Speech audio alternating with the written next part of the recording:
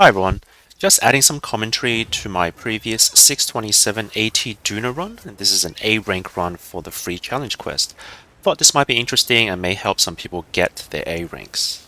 So first of all, this is a non-heroics run, and in terms of the build, I'm using a pretty standard variant of 2 laggy, 2 gore, and I'm taking 2 levels of Maya Walker and earplugs for some comfort. These days, there's actually a lot of bow builds that you can use that are very close in terms of damage, or within 5% of each other, so just pick your favorite. The playstyle in this video is Dragon Piercer, so I'll be using the Sarigios bow with True Shot Gem.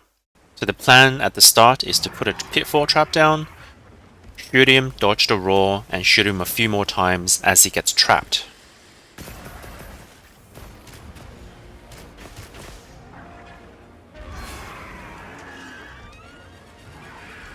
Off to a great start here as I immediately whiff my Dragon Piercer due to distance. In terms of where you want to aim your Dragon Piercer, since Dragon Piercer does slashing damage, it's actually pretty good on all parts of Duna's body, so you really just want to aim it so that it hits as many ticks as possible. At the start though, you probably want to aim at his tempered scars to open up the blue wounds. So this spinning attack, you can just get back and get off a safe, slow Dragon Piercer.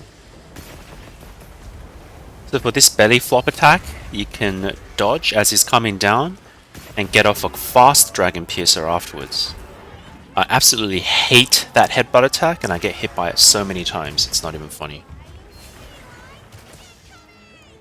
For most of his attacks, after you dodge him, you have a window to generally do a fast Dragon Piercer safely. Now unfortunately he's targeting my cat here, so I do lose some damage opportunities.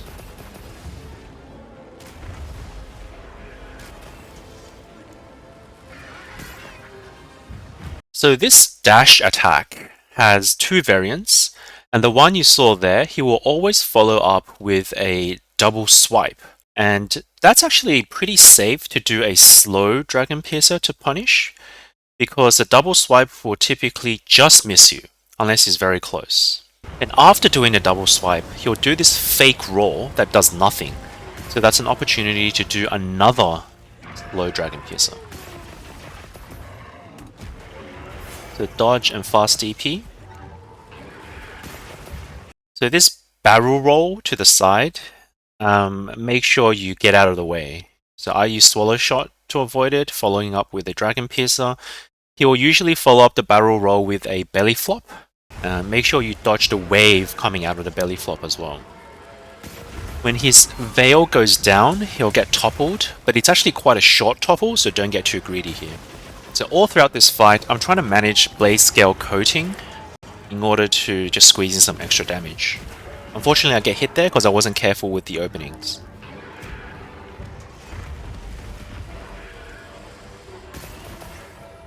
So before popping a blue wound, I want to get my blade scale coating up so I can shoot buffed Dragon Piercers when he's toppled.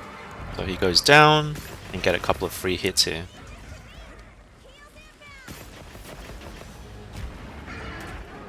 So another slow Dragon Piercer opening.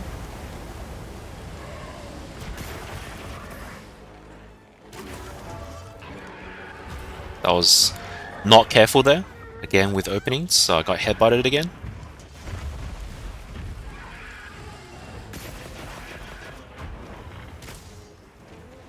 So now you can see his icon is yellow on the minimap, which means he's going to go for a dive.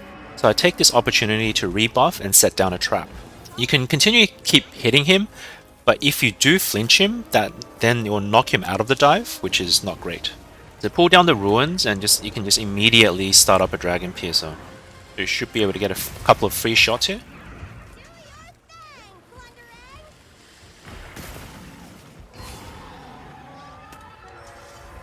So lure him into the trap. Now unfortunately he's gone for my cat again.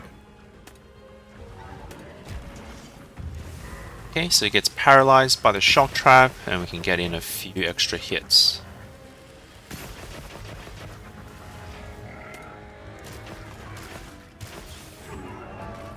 Again, I'm trying not to pop his wound until I get blade scale coating. Now his infamous belly flop. You can usually have enough time to flash him down on the first flop, but I was sort of recovering from an attack, so I'm going to flash him down on the second one.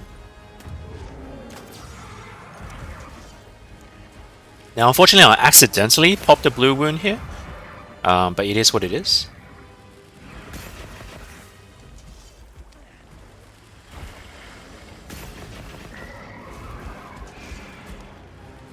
So the Veil goes up again, which doesn't really matter since we're playing Dragon Piercer. So now at this point in the fight, you're going to be starting to see a lot of red wounds pop up. So just pop them as you go, and after popping each red wound, you should have enough time to do a fast Dragon Piercer follow-up as well.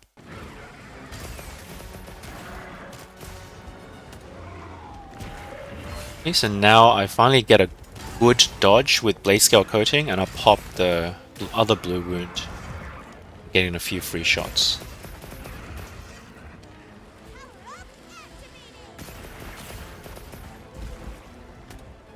So just a note on this belly flop attack, if you're close to him, just dodge it as he's coming down and that's pretty much it. But if you're a little bit far away from him, you might get hit by the wave aftershock, so just make sure you watch out for that as well.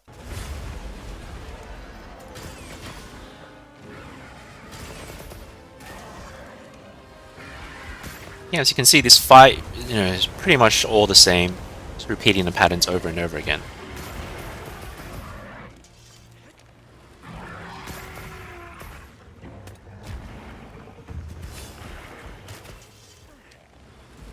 Now he's going to area transition. You can tell by the white border on the minimap.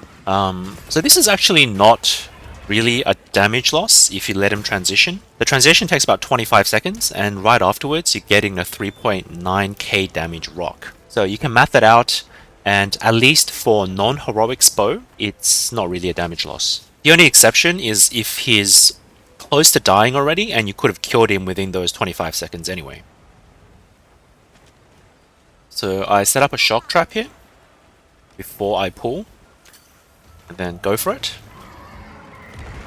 So the waves here can be dodged, so make sure you try to do that. Now you get a large topple and a lot of free hits in.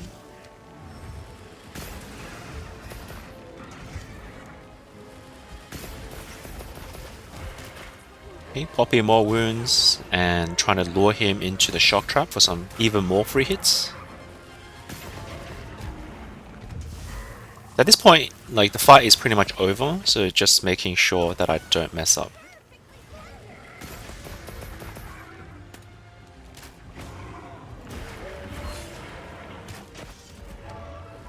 Okay, so his Veil goes down once again, and you get off a free hit.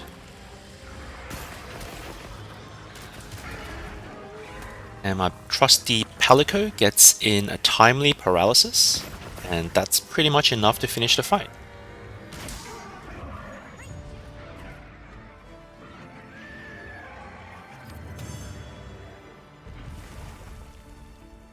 So that's 627 without heroics, which I think is an okay time.